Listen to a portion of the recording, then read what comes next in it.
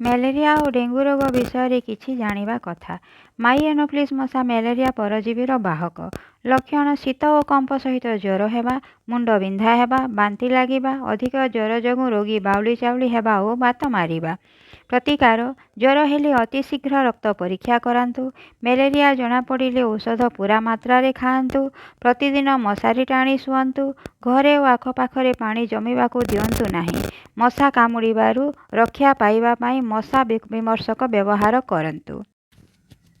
ଘର ଆଖପାଖରେ ପଡ଼ିଥିବା ବର୍ଜ୍ୟବସ୍ତୁମାନଙ୍କରେ ଜମିଥିବା ପାଣିରେ ମଶା ବଂଶବୃଦ୍ଧି କରିଥାନ୍ତି। ଏଣୁ ସେଗୁଡ଼ିକୁ ତୁରନ୍ତ ପରିଷ୍କାର କରନ୍ତୁ ଓ ପାଣି ଜମିବାକୁ ଦିଅନ୍ତୁ ନାହିଁ। ପ୍ରତି ସପ୍ତାହର ଏକ ନିର୍ଦ୍ଦିଷ୍ଟ ଦିନରେ ଘର ଭିତରେ ଓ ଆଖପାଖରେ ଜମିଥିବା ପାଣିକୁ ନିଷ୍କାସନ କରନ୍ତୁ। ଡେଙ୍ଗୁ ରୋଗ ବିଷୟରେ କିଛି ଜାଣିବା କଥା। ଡେଙ୍ଗୁ ଏକ ଋତୁକାଳୀନ ଭୂତାଣୁଜନିତ ରୋଗ। ଏଡିସ୍ ମଶା କାମୁଡ଼ିବା ଦ୍ୱାରା ଏହି ରୋଗ ସଂକ୍ରମିତ ହୋଇଥାଏ। ଘର ଆଖପାଖରେ ଜମି ରହୁଥିବା ସ୍ଥିର ଓ ପରିଷ୍କାର ପାଣିରେ ଏହି ମଶା ଡିମ୍ବ ଦେଇ ବଂଶ ବିସ୍ତାର କରିଥାଏ।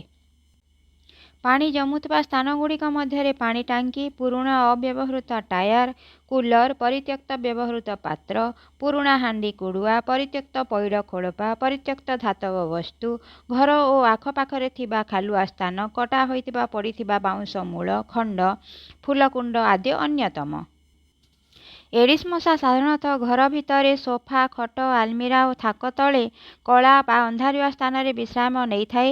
ଏହି ମଶା ସାଧାରଣତଃ ସକାଳ ଏବଂ ଅପରାହ୍ନ ବା ଗୋଧୂଳି ସମୟରେ କାମୁଡ଼ିଥାଏ। ଲକ୍ଷଣ: ଜ୍ୱର ସହିତ ହାଡ଼, ଗଣ୍ଠି ଓ ଆଖି ବିନ୍ଧା ହୁଏ। କେତେକଙ୍କ ଶରୀରରେ ଲାଲ ଲାଲ ହୋଇ ଫଳିଯାଏ। ଆଖିରେ ଯନ୍ତ୍ରଣା ଡେଙ୍ଗୁର ଏକ ଚିହ୍ନଟକାରୀ ଲକ୍ଷଣ। ପ୍ରତିକାର: ପାଣି ଟାଙ୍କି, ଏୟାର କୁଲର, ଫୁଲଦାନୀ ଇତ୍ୟାଦିକୁ ଅନ୍ତତଃ 3 ରୁ 4 ଦିନରେ ଥରେ ସଫା କରି ପାଣି ବଦଳାଇ ଦିଅନ୍ତୁ। ଘର ପାଖରୁ ଭଙ୍ଗା ଟିଣ, ସଢ଼େଇ ଡବା, ପୁରୁଣା ଟାୱାର, କୋଡ଼ୁଆ ଆଦି ହଟାଇ ଦିଅନ୍ତୁ। ପୂରା ଦେହକୁ ଘୋଡ଼ାଇ ରଖିଲା ପରି ପୋଷାକ ପିନ୍ଧନ୍ତୁ। ନିୟମିତ ମଶାରୀ ଟାଣି ଶୁଅନ୍ତୁ। ଲକ୍ଷଣ ଦେଖାଗଲେ ଡେଙ୍ଗୁ ପରୀକ୍ଷା କରାନ୍ତୁ। ଜ୍ୱର ଉପଶମ ପାଇଁ କେବଳ ପାରାସିଟାମଲ ବଟିକା ଖାଆନ୍ତୁ। ଏହା ବ୍ୟତୀତ ଅନ୍ୟ କୌଣସି ଔଷଧ ଡାକ୍ତରଙ୍କ ପରାମର୍ଶ ବିନା ଖାଆନ୍ତୁ ନାହିଁ। ନିଜକୁ ସୁସ୍ଥ ରଖିବା ପାଇଁ ପାଣି ଜମୁଥିବା ସ୍ଥାନଗୁଡ଼ିକୁ ବନ୍ଦ କରି ଦିଅନ୍ତୁ।